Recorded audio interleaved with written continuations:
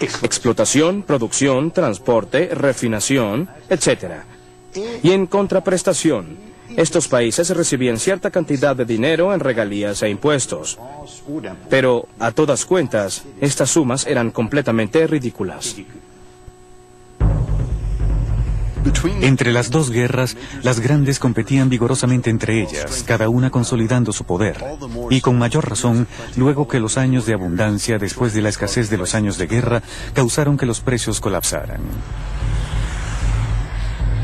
Es en medio de un clima turbulento como este que las 7 grandes más poderosas del mundo, 5 estadounidenses y 2 inglesas, que posteriormente serían llamadas las 7 hermanas, se reunieron en secreto en la atmósfera romántica de un castillo escocés para ponerle fin a esa ruinosa competencia. Las batallas de competencia entre las grandes iban y venían.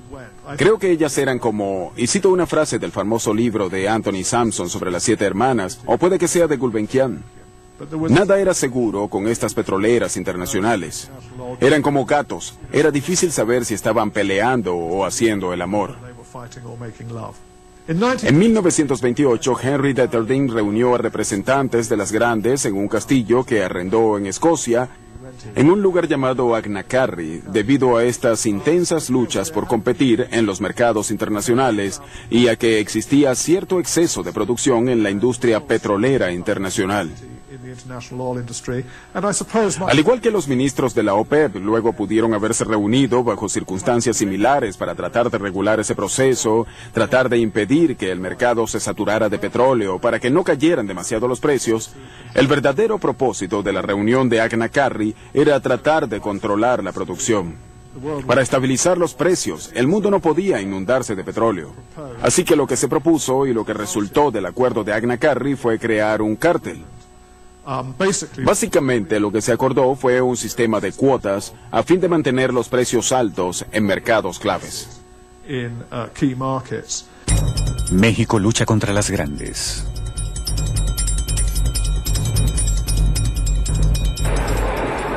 Durante las décadas siguientes, los países del sur intentaron librarse más o menos exitosamente del control de las 7 hermanas. El primero en intentarlo fue México. Este país estaba bajo fuerte influencia estadounidense, pero tenía una larga tradición revolucionaria.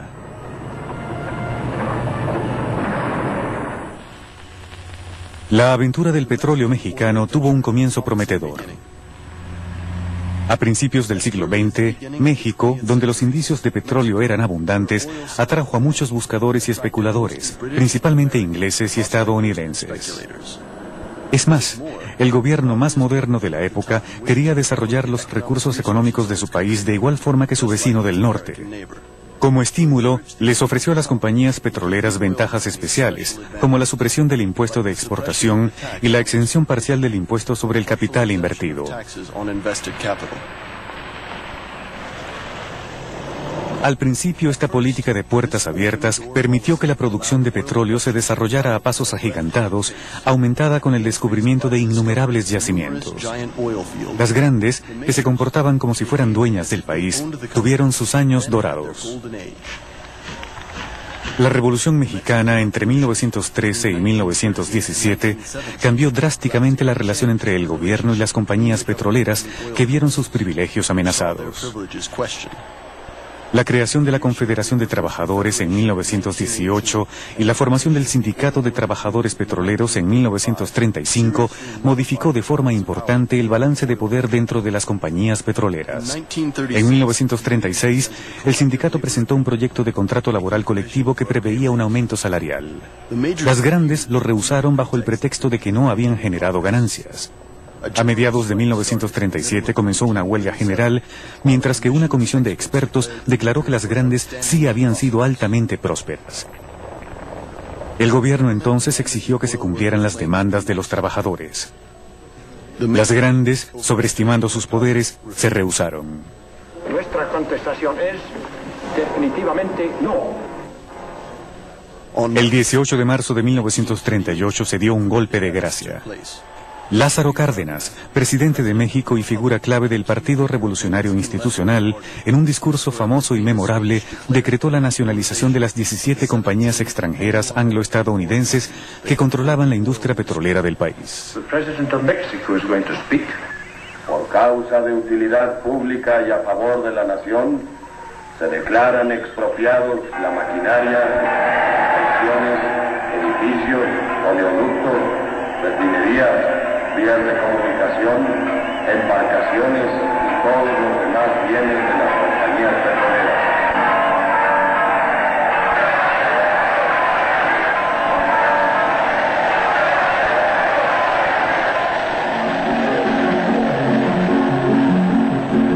Se fueron ya muy lejos los grandes poderosos, y a nuestra linda tierra vinieron a explotar. En un gigantesco gesto de solidaridad, el país entero se movilizó para ayudar a los trabajadores petroleros llevados a la pobreza extrema por la huelga.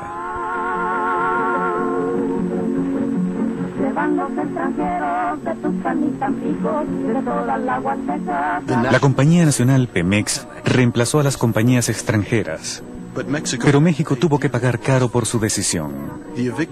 Las transnacionales afectadas tomaron retaliaciones, retiraron sus equipos técnicos e impusieron un boicot a la exportación del crudo mexicano. Al mismo tiempo se volcaron hacia Venezuela, que era más complaciente en ese momento. La producción mexicana colapsó y le tomó al país azteca 10 años para recuperar la prosperidad que había perdido. Un océano de petróleo.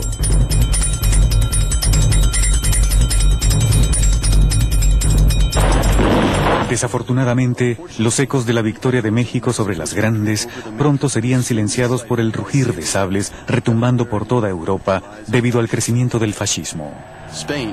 España, devastada por la guerra civil entre 1936 y 1939, se convirtió en su caldo de cultivo, alimentado por la Alemania nazi en particular, que se alió con Franco. Su Legión del Cóndor experimentó con una técnica nueva de bombardeo sobre Guernica. Este trágico episodio fue el preludio del uso masivo de fuerzas mecanizadas y aéreas durante la Segunda Guerra Mundial. Desde entonces, el dominio de la producción y transporte de petróleo había sido el elemento clave para la victoria.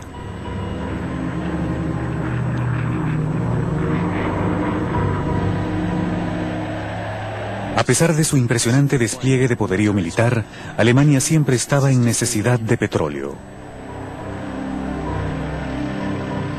A mi parecer, creo que es correcto el argumento de que la ventaja decisiva de los aliados en la Segunda Guerra Mundial fue el acceso que tuvieron a grandes cantidades de combustible de aviación de alto octanaje. Los alemanes en Europa no tenían tal combustible. De hecho, a mediados de la Segunda Guerra Mundial estaban usando combustibles sintéticos, hechos con mano de obra esclavizada, mientras que Estados Unidos en ese momento tenía una cantidad ilimitada de petróleo y capacidad de refinación para convertir el crudo en combustible de aviación de alta eficiencia.